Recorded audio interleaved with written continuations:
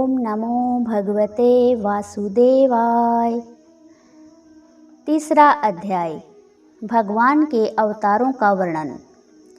श्री सूत जी कहते हैं, सृष्टि के आदि में भगवान ने लोकों के निर्माण की इच्छा की। इच्छा होते ही उन्होंने महतत्व आदि से निष्पन्न पुरुष रूप ग्रहण किया। उसमें 10 इंद्रियां, 1 मन और 5 भूत, ये 16 कलाएं थीं। उन्होंने कारण जल में शयन करते हुए जब योग निद्रा का विस्तार किया, तब उनके नाभि सरोवर में से एक कमल प्रकट हुआ और उस कमल से प्रजापतियों के अधिपति ब्रह्मा जी उत्पन्न हुए। भगवान के उस विराट रूप के अंग प्रत्यंग में ही समस्त लोकों की कल्पना की गई है। वह भगवान का विशुद्ध सतव में श्रेष्ठ रूप है। योगी लोग दिव्य दृष्टि से भगवान के उस रूप का दर्शन करते हैं।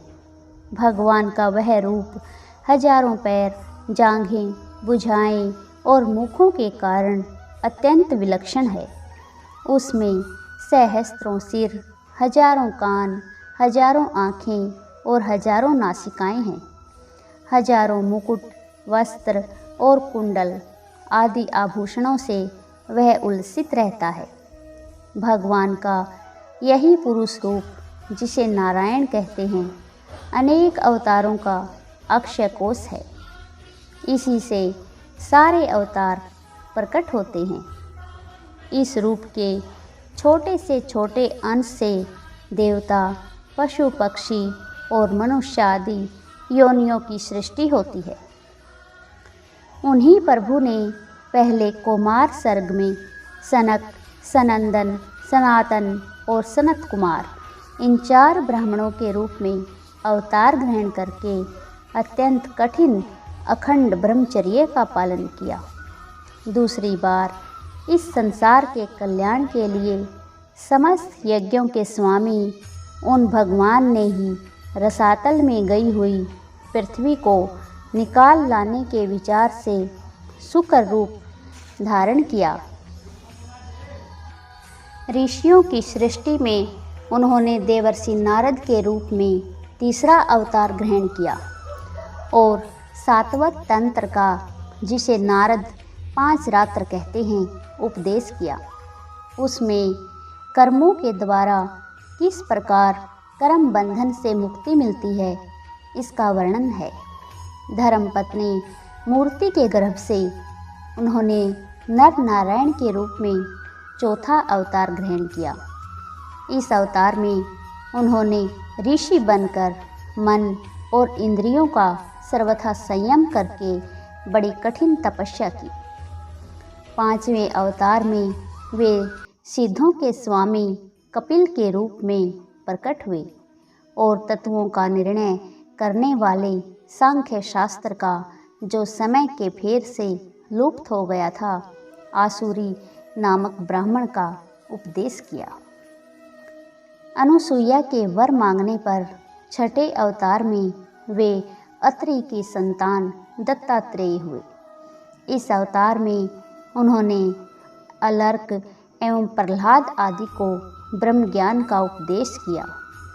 7वीं बार रुचि प्रजापति की आकुति नामक पत्नी से यज्ञ के रूप में उन्होंने अवतार ग्रहण किया और अपने पुत्र याम आदि देवताओं के साथ स्वयंभू मनवंतर की रक्षा की। राजा नाभि की पत्नी मेरु देवी के गर्भ से ऋषभ देव के रूप में भगवान ने 8वां अवतार ग्रहण किया। इस रूप में उन्होंने परमहंसों का वह मार्ग, जो सभी आश्रमियों के लिए वंदनीय है, दिखाया। ऋषियों की प्रार्थना से 9वीं बार वे राजा पृथु के रूप में अवतीर्ण हुए। शौनकादि ऋषियों, इस अवतार में उन्होंने पृथ्वी से समस्त औषधियों का दोहन किया था। इससे यह अवतार सबके लिए बड़ा ही कल्याणकारी हुआ। चाक्षुष मनवंतर के अंत में जब सारी त्रिलोकी समुद्र में डूब रही थी, तब उन्होंने मत्स्य के रूप में 10वां अवतार ग्रहण किया और पृथ्वी रूपी नौका पर बैठाकर अगले मनवंतर के अधिपति वैवस्वत मनु की रक्षा की। जिस समय देवता और दैत्य समुद्र मंथन कर रहे थे, उस समय 11वां अवतार धारण करके कच्छप रूप से भगवान ने मंदराचल को अपनी पीठ पर धारण किया। 12वीं बार धन्वंतरी के रूप में अमृत लेकर समुद्र से प्रकट हुए और 13वीं बार मोहिनी रूप धारण करके दैत्यों को मोहित करते हुए देवताओं को अमृत पिलाया। 14वें अवतार में उन्होंने नरसिंह रूप धारण किया और अत्यंत बलवान दैत्यराज हिरण्यकशिपु की छाती अपने नखों से अनायास इस प्रकार फाड़ डाली जैसे चटाई बनाने वाला सीख को चीर डालता है। 15वीं बार वामन का रूप धारण करके भगवान दैत्यराज बलि के यज्ञ में गए। वे चाहते तो थे त्रिलोकी का राज्य, परंतु मांगी उन्होंने केवल 3 पग भूमि।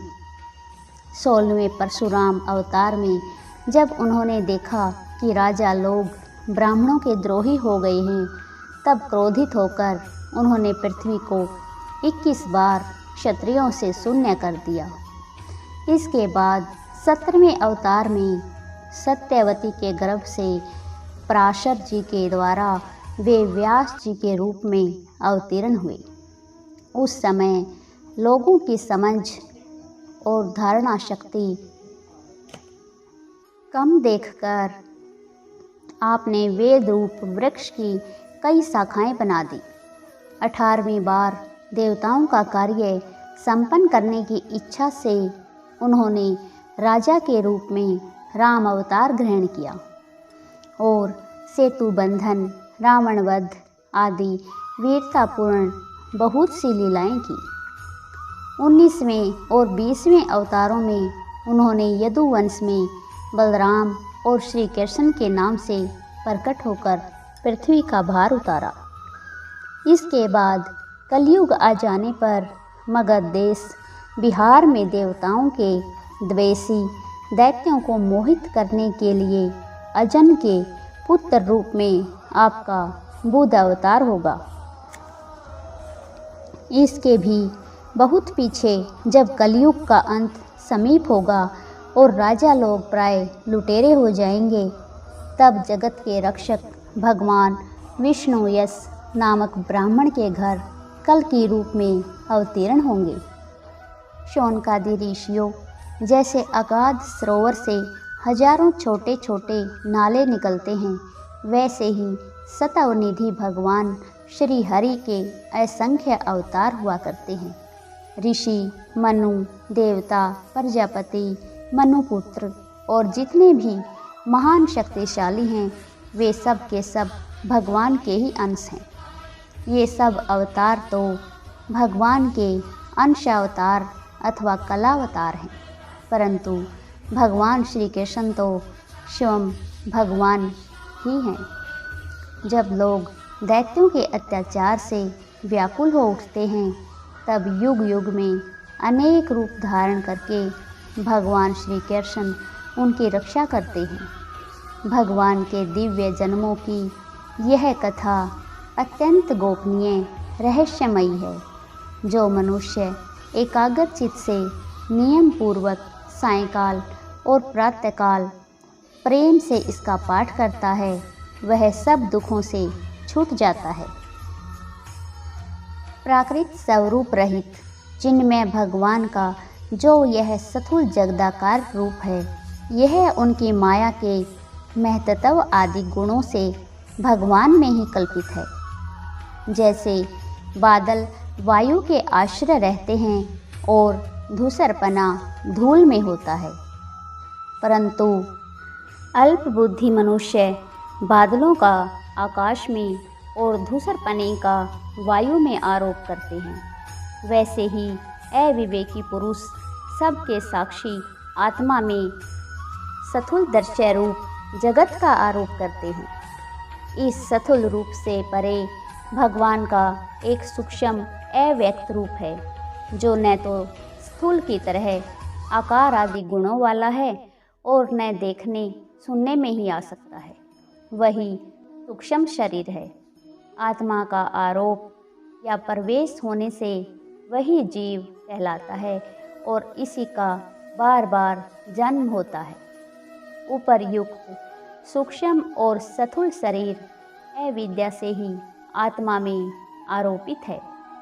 जिस अवस्था में आत्म स्वरूप के ज्ञान से यह आरोप दूर हो जाता है, उसी समय ब्रह्मा का साक्षात्कार होता है। तब ज्ञानी लोग जानते हैं कि जिस समय यह बुद्धि रूपा परमेश्वर की माया निवृत्त हो जाती है, उस समय जीव परमानंदमय हो जाता है और अपनी स्वरूप महिमा में प्रतिष्ठित होता है। वास्तव में जिनके जन्म नहीं है और कर्म भी नहीं है, उन हृदयेश्वर भगवान के अप्राकृत जन्म और कर्मों का तत्वज्ञानी लोग इसी प्रकार वर्णन करते हैं, क्योंकि उनके जन्म और कर्म वेदों के अत्यंत गोपनीय रहस्य हैं। भगवान की लीला अमोघ है।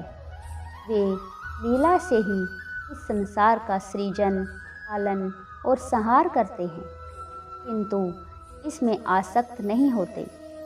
प्राणियों के अंतःकरण में छिपे रहकर ज्ञानेंद्रिय और मन के नियंता के रूप में उनके विषयों को ग्रहण भी करते हैं, परंतु उनसे अलग रहते हैं। वे एकदम स्वतंत्र हैं। ये विषय कभी उन्हें लिप्त नहीं कर सकते। वैसे अनजान मनुष्य जादूगर अथवा नट के संकल्प और वचनों से की हुई करामात को नहीं समझ पाता, वैसे ही अपने संकल्प और वेदवाणी के द्वारा भगवान के प्रकट किए हुए इन नाना नाम और रूपों को तथा उनकी लीलाओं को बुद्धिजीव बहुत सी तर्क युक्तियों के द्वारा नहीं पहचान सकता। चक्रपाणी भगवान की शक्ति और पराक्रम अनंत है। उनकी कोई था नहीं पा सकता। वे सारे जगत के निर्माता होने पर भी उससे सर्वथा वे हैं। उनके स्वरूप को अथवा उनकी लीला के रहस्य को वही जान सकता है जो नित्य निरंतर निष्कपट भाव से उनके चरण कमलों की दिव्य गंध का सेवन करता है। सेवा भाव से उनके चरणों का चिंतन करता रहता है। तो उनका ऋषियों, आप लोग बड़े ही सौभाग्यशाली तथा धन्य हैं जो इस जीवन में और विघ्न बाधाओं से भरे इस संसार में समस्त लोकों के स्वामी भगवान श्री कृष्ण से वह सर्वात्मक आत्मभाव और अनिर्वचनीय अनन्य प्रेम करते हैं, जिससे फिर इस जन्म मरण रूप संसार के भयंकर चक्र में नहीं पड़ना होता। भगवान वेद व्यास ने यह वेदों के समान भगवत चरित्र से परिपूर्ण भागवत नाम का पुराण बनाया है। उन्होंने इस श्लाघनीय, कल्याणकारी और महान पुराण को लोगों के परम कल्याण के लिए अपने आत्मज्ञानी शिरोमणि पुत्र को ग्रहण कराया। इसमें सारे वेद और इतिहासों का सार संग्रह किया गया है। शुकदेव जी ने राजा परीक्षित को यह सुनाया। उस समय वे परम ऋषियों से घिरे हुए आमरण अनशन का व्रत लेकर गंगा तट पर बैठे हुए थे। भगवान श्री कृष्ण जब धन, ज्ञान आदि के साथ अपने परम धाम को पधार गए, तब इस कलयुग में जो लोग अज्ञान रूपी अंधकार से अंधे हो रहे हैं, उनके लिए यह पुराण रूपी सूर्य इस समय प्रकट हुआ है। शौनकादि ऋषियों जब महातेजस्वी श्री सुखदेव जी महाराज वहाँ इस पुराण की कथा कह रहे थे, तब मैं भी वहाँ बैठा था। वहीं मैंने उनकी कृपापूर्ण अनुमति से इसका अध्ययन किया। मेरा जैसा अध्ययन है और मेरी बुद्धि ने जिस प्रकार इसको ग्रहण किया है, उसी के अनुसार इसे मैं आप लोगों को सुनाऊंगा। जय श्री कृष्णा।